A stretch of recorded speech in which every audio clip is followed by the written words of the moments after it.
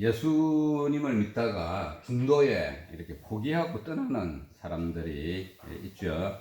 어떤 사람들이 그렇게 될까요?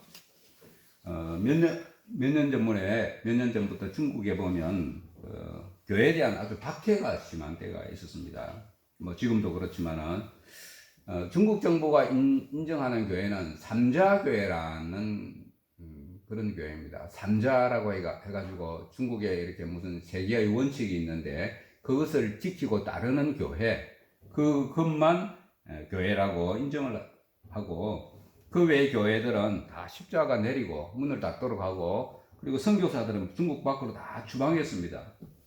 이런 박해 가운데 교회를 떠나고 예수를 포기하는 자들도 있지 않겠습니까?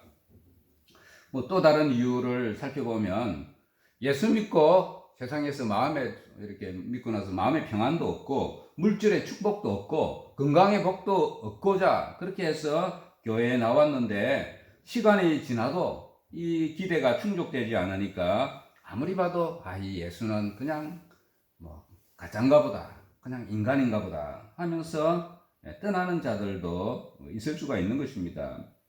그래서 잘못된 기대를 가지고 교회에 나오면 그 기대가 어그러지면 떠나게 되는 것입니다.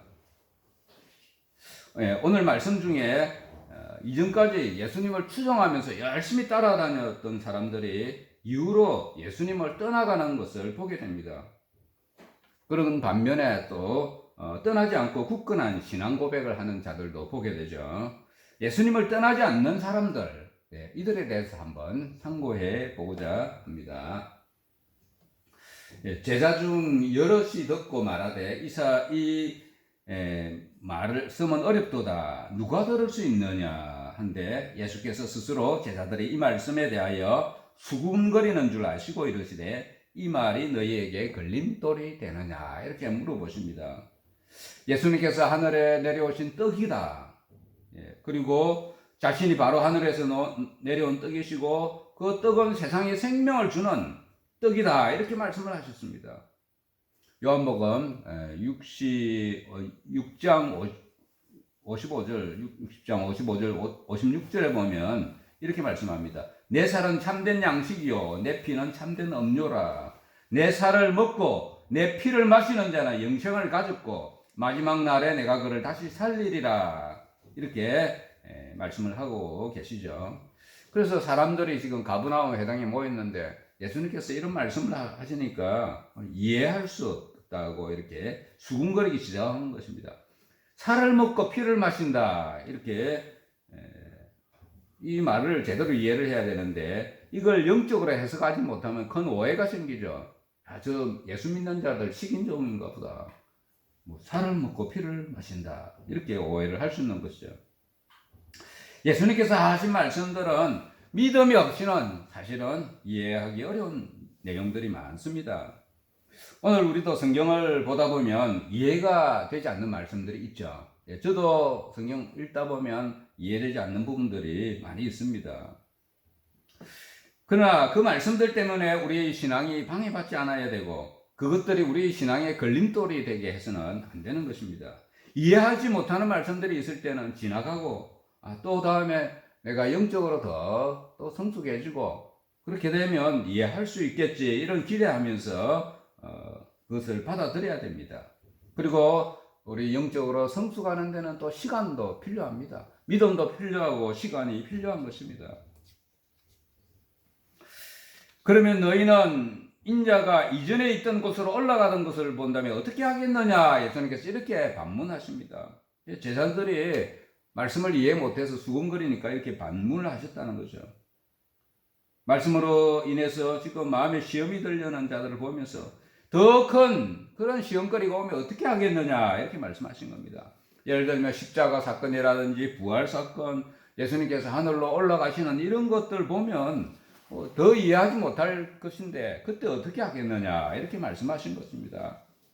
우리 예수 믿는 사람들이 초신자일 때는 오히려 시험이 별로 없습니다. 초신자일 때는. 근데 신앙 연륜이 쌓이고 믿음이 커지면 시험이 더 큰 시험이나 도전을 받게 되는 것입니다.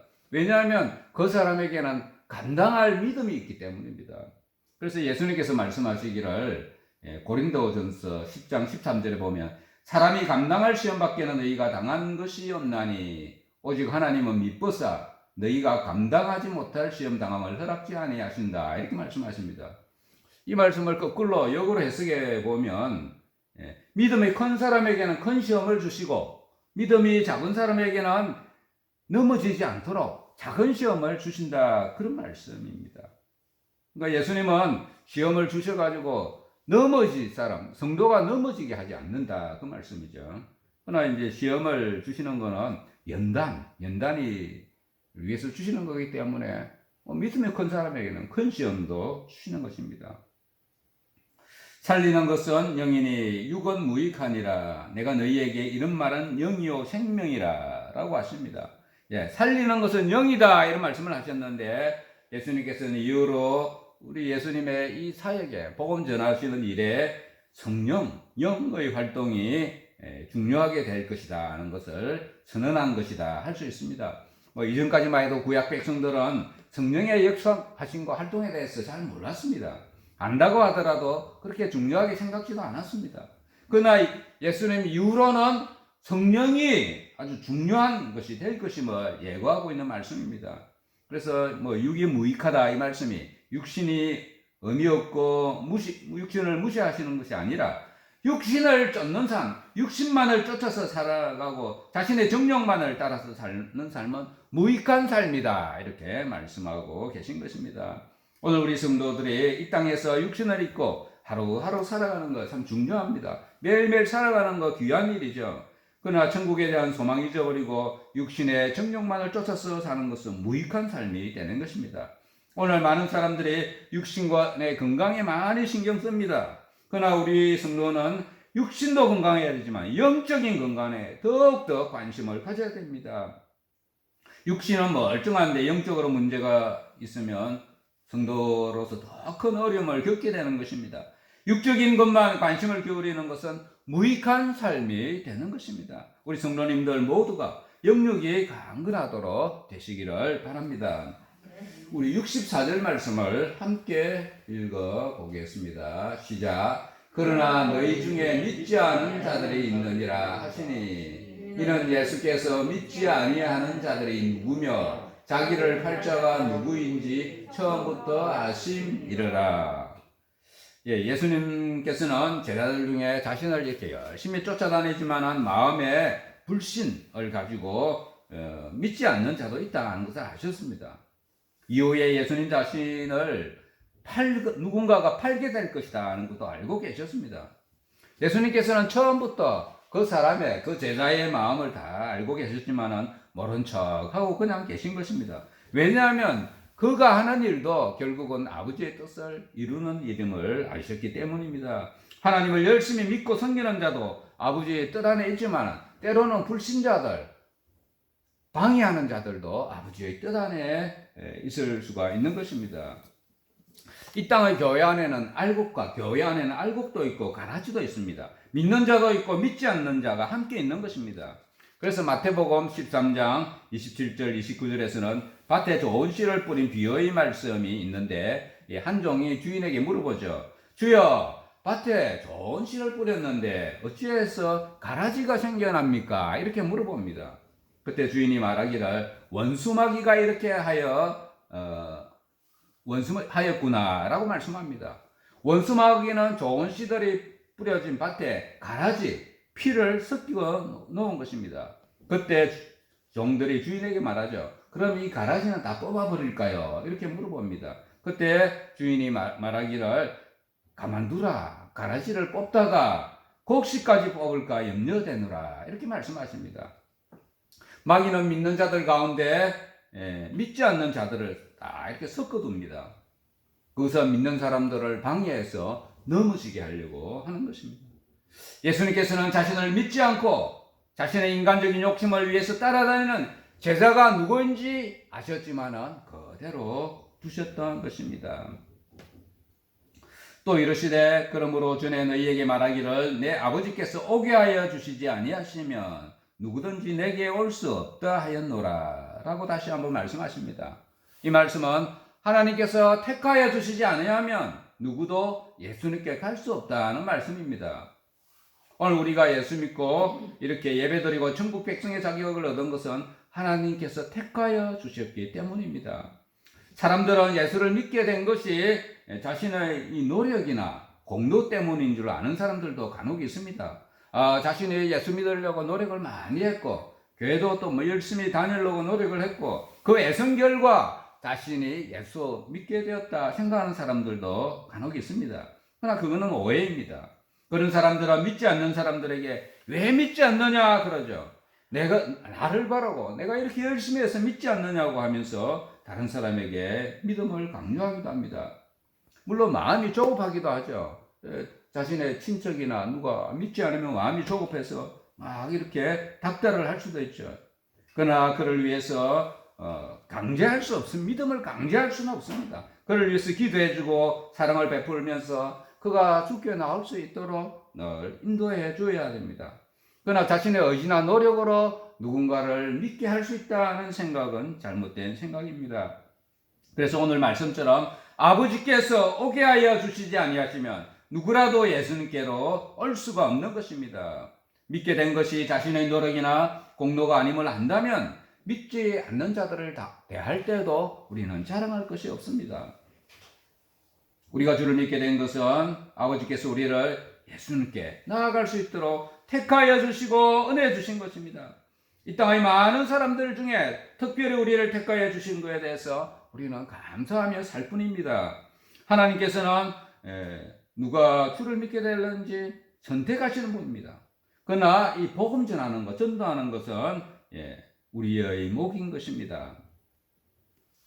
그 사람들에게 복음을 듣게 하여 주께로 나오게 하는 것은 우리 먼저 믿는 자들이 해야 할 의무다 할 수가 있습니다. 우리 낚시해 보신 분이 계신지 모르겠습니다. 저는 낚시를 지금까지 한 3번 정도 해본 것 같아요. 많이는 못 해봤고. 그래서 배를 타고 고기가 많은 곳에 가서 이제 낚싯줄에 지렁이를 끼고 던지니까 물고기가 막 쑥쑥 올라오더라고요. 그래서 반나절 정도 잡으니까 제법 큰 물고기가 20마리 이상이 잡혔습니다. 그래서 저는 낚시가 참 쉽구나 그런 생각이 들었습니다. 그래서 가만 보면 이게 초보자들에게는 원래 잘 잡히는 것 같아요. 그래서 더 하라고 그렇게 하는지.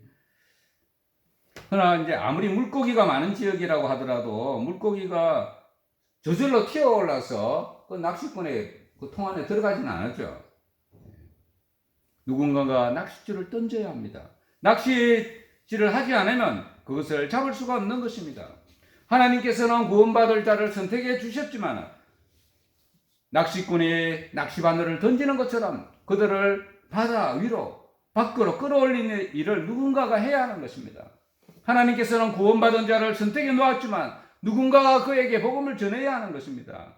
사람이 낚시바늘을 던지듯이 그에게 복음을 전해야 합니다. 그래서 예수님께서 제자들에게 말씀하시기를 나를 따라오라 내가 너희를 사람을 낚는 어부가 되리라 라고 말씀하신 것입니다. 낚시바늘을 던지는 사람은 우리 믿는 자들이지만 그러나 잡힐 자, 구원받을 자는 하나님께서 미리 선택해 놓으신 것입니다. 그래서 오늘 예수님께서 말씀하시기를 내 아버지께서 오게 하여 주지 아니하시면 누구든지 내게 올 수 없다라고 말씀하고 계신 것입니다. 오게 하시는 분은 아버지시고 사람들에게 복음을 전하는 자는 우리 먼저 믿은 성도다 하는 것을 기억하시기를 바랍니다. 그때부터 제자 중에 많은 사람들이 떠나가고 다시 그와 함께 다니지 아니하더라 라고 말씀합니다. 이후로 예수님을 사람들이 떠나갑니다. 하나님께서 오게 하여 주시지 않으면 아버지께 못 온다는 이 말에 실망을 한 것인지 살을 먹고 피를 마시지 않는 자는 생명이 없다고 한 그 말씀을 듣고 어려워서 떠났는지 알 수 없지만 사람들이 떠나가기 시작한 것입니다. 예수님께서 행하시는 표적과 기적을 보면서 좋아서 따라다녔지만 이제 뭔가 부담스러운 말씀들을 예수님께서 하시니까 한 사람, 두 사람 떠나게 된 것입니다. 오늘 말씀해 보면 다시 그와 함께 다니지 아니하더라 말씀하고 있습니다. 떠나도 완전히 떠났다는 말입니다. 오늘 이 땅의 교회 현실들을 보면 신자들 중에도 신앙생활 잘 하다가도 부담이 되면 떠나는 사람들이 있죠. 예수를 믿기만 하면 구원받는다고 할 때 그때는 뭐 부담이 없습니다. 믿기만 하면 구원받는다고 하니까 부담 없이 출석하다가 시간이 지나고 봉사도 하고 또 사람들도 섬겨야 되고 또 사람들을 뭐 사랑해야 하라고 하니까 이것저것 작은 짐들이 지워지게 되면 교회를 떠나는 사람들도 있는 것입니다. 우리나라 교회를 보면 코로나 이후에 사람들이 많이 떠났다고 그러죠. 예, 작년부 예배들이 많이 회복되었다고 합니다. 그러나 완전히 회복된 것은 아니고 아직도 나는 그냥 인터넷으로 예배 드리네 하면서 핑계하면서 오지 않는 사람들도 많이 있다고 합니다. 특히 청년들이 떠나서 돌아오지 않는다고 합니다. 제가 아는 한 목사님이 계시는 경기도에 있는 교회인데 이분이 설교 시간에 전하는 내용을 제가 이렇게 영상으로 한번 들어보았습니다. 코로나 이전에는 주일 예배가 한 500명에서 600명 이렇게 출석했다고 합니다. 근데 지금은 그 중에서 한 70%, 60%에서 70% 출석한다고 합니다. 그러니까 뭐 한 400명도 안 되게 출석하는 거죠. 회복된 것이 이 정도라는 겁니다. 그리고 코로나 이후로 청년들의 출석은 더 좋지 않다고 합니다. 이처럼 주를 믿는다고 하면서도 이 코로나 같은 충격이 오면 교회를 떠납니다. 그러면 더 큰 충격이 오면 어떻게 되겠습니까? 더 큰 충격이 오면 사람들은 더 떠나게 될 것이 뻔합니다. 신앙이 얕은 사람들, 그냥 믿음이 없이 교회에 출석만 하는 사람들은 조그만 충격이 오면 떠나게 되고 또 그 사람이 기대하던 그 기대가 어그러지면 교회를 떠나가게 되는 것입니다. 그때 예수님께서 이렇게 말씀하십니다. 12 제자에게 이르시되 너희도 가려느냐 이렇게 물어보십니다. 사람들이 떠나는 것을 보고 너희도 가려느라고 하셨다는 거죠. 예수님께서 물어보신 것은 그들의 신앙 고백, 다짐의 말을 듣고 싶었던 것이다 할 수 있습니다. 이런 신앙 고백을 통하여서 제자들의 신앙이 한 단계 더 성장할 수가 있는 것입니다. 물론 예외적인 제자가 있죠. 바로 가룟 유다입니다. 그는 예수님을 떠나고 뿐만 아니라 예수님을 팔아버리는 사람이 되죠. 그때 이제 시몬 베드로가 대답을 합니다. 우리 시몬 베드로의 대답 내용을 우리 함께 한번 68절과 69절 말씀을 읽어보겠습니다. 시작. 시몬 베드로가 대답하되 주여 영생의 말씀이 주께 있사오니 우리가 누구에게로 가오리까? 우리가 주는 하나님의 거룩하신 자이신 줄 믿고 알았사옵나이다. 베드로가 이런 고백을 했습니다. 영생의 말씀이 주께 있다 이렇게 고백했습니다.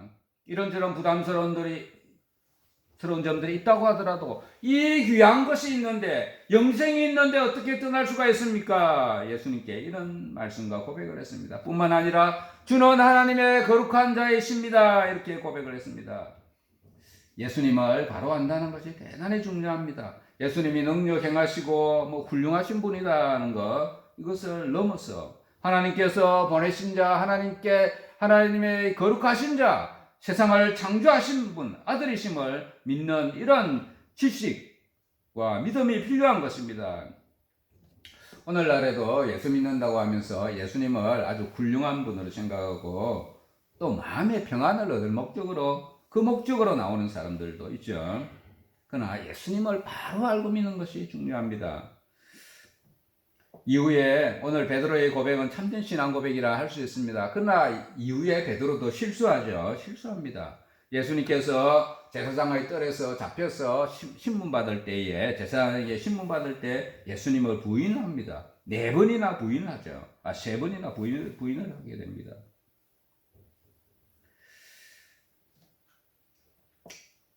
우리는 오늘 우리도 주를 믿는다고 한다면 무엇보다 오늘 베드로 고백처럼 영생 먼저 붙들어야 됩니다. 구원받게 된다는 사실은 무엇보다 귀하게 여겨야 합니다. 영생하게 된 것으로 인해서 우리는 감사하고 기뻐하며 주를 따르는 삶을 살아가야 합니다. 뿐만 아니라 그분은 우리의 생명의 구원자시고 하나님의 거룩한 자, 천지 창조를 하신 분, 이러한 분명한 말씀 가운데 믿음 가운데 살아가야 하는 것입니다.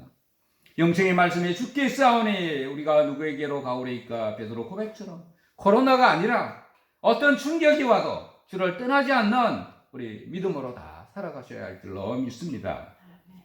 예수께서 대답하시되 내가 너희 12를 택하지 아니하였느냐. 그러나 너희 중 한 사람은 마귀니라. 이렇게 말씀하십니다. 예수님은 가룟 유다의 정체에 대해서 이미 다 알고 계셨습니다. 그렇지만 그를 내쫓지 않았습니다. 왜냐하면 그가 하는 일도 악한 일이지만 결국 하나님의 일을 이루시는 것을 알고 계셨기 때문입니다. 가룟 유다는 인간적으로 보면 대단히 열심 있는 제자였습니다. 그러나 그 마음에는 믿음도 없으면서 그냥 마귀가 시키는 대로 잘못된 생각하면서 예수님을 열심히 따라다녔던 것입니다. 주를 믿는다고 거창하게 말하면서 열심을 보이는 사람들 중에도 마귀가 있을 수 있다는 것을 오늘 보여주고 있습니다. 오늘 우리는 외적인 모습에 속지 않아야 됩니다. 분들어한 말과 남에게 잘 드러나 보이는 행위로 자신이 특별한 사람인 것처럼 주장하는 사람들 주의해야 되죠. 초대교회는 거짓 교사들, 자신들의 열심과 지식을 드러내면서 자신이 교회의 지도자인 것처럼 주장하는 자들이 많이 있었습니다. 겉으로 보면 뛰어나고 훌륭한 사람들처럼 보였는지도 모릅니다. 그러나 그들 중에는 이단 사상을 가지고 교회를 어지럽히는 사람들이 많이 있었던 것입니다. 그들이 바로 마귀를 추종하는 자들이었습니다. 예수님께서는 마귀를 추종하고 마귀가 시키는 짓을 하는 자에게 바로 마귀다 이렇게 말씀을 하신 것입니다. 이 말씀은 가룟 시몬의 아들 유다를 가리키심이라. 그는 12 중의 하나로 예수를 팔자르라 라고 하십니다. 유다는 예수님 제자들의 틈에 섞여서 그의 본색을 다 숨기고 지냈지만 예수님께서는 다 알고 계셨던 것입니다. 오늘 말씀들을 정리를 해보면 예수님께서 가버나움 회당에서 가르치실 때 사람들은 그의 말을 듣고 말씀이 어렵다고 하면서 이것을 누구가 들을 수 있겠느냐 이런 말들로 수군거렸습니다. 예수님의 설교 말씀이 때로는 아주 어려웠던 것 같습니다. 예수님께서는 사람들이 듣기 좋은 말, 귀가 솔깃한 말만 하지 않았던 것입니다. 때로는 듣기 싫고 이해하기 어려운 말씀도 하셨던 것입니다. 생명을 살리는 진리의 말씀만을 하셨기 때문이다 할 수 있습니다. 예수님은 하늘에서 오신 분이기 때문에 이 세상 말만 하지 않았습니다. 알지 못하는 하늘의 말들을 많이 하신 것입니다.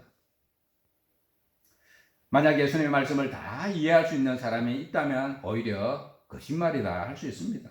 그 당시뿐만 아니라 오늘날에도 역시 우리가 이해하지 못하는 성경 말씀들 있습니다. 이해하지 못하는 말씀이 있을 때 그때 우리가 그 말을 부정할 것이 아니라 자신의 무지와 한계를 인정해야 합니다. 깨닫게 해주시도록 기도해야 됩니다.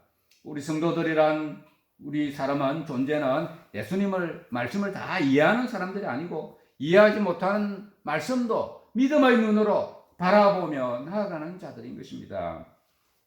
예수님의 이해하기 어려운 말씀들 듣고 또 내게 주시지 않는 자는 못 온다는 그 말씀을 듣고 제자들은 떠나기 시작했습니다. 예수님께서는 제자들에게 너희도 가려느냐 말씀하시자 베드로는 영생의 말씀이 주께 있사오니 우리가 누구에게 가오리까. 주는 하나님의 거룩하신 자인 줄 믿고 알게 되었습니다 라고 신앙 고백을 합니다. 많은 사람들이 떠나갔지만은 베드로와 제자들은 분명한 신앙 고백 속에 흔들리지 않았습니다. 오늘 우리도 예수님에 대한 분명한 신앙 고백이 있어야 될 줄로 믿습니다. 우리 각자가 교회에 열심으로 출석하는 교인일 뿐만 아니라 분명한 신앙 고백들을 가지고 살아가야 하는 것입니다.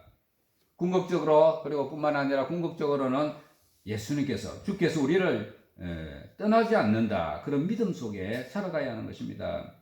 많은 사람 인생들 중에서 우리 각자가 택함 받아 주의 자녀 백성된 것에 감사하며 우리는 살아가야 됩니다. 우리가 주를 믿게 된 것은 오직 주의 은혜입니다. 그래서 우리는 우리의 신앙에 대해서도 자랑할 것이 없고 믿지 않는 자들에게 대해서도 자랑하고 내세울 것이 없습니다. 왜냐하면 구원받은 것이 내 노력이 내 공로가 아니기 때문입니다.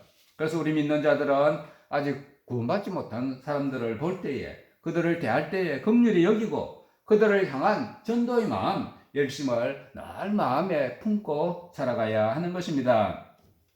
오늘 베드로의 고백처럼 영생의 말씀이 주께 있사오니 우리가 누구에게로 가오리까? 주는 거룩한 자이십니다.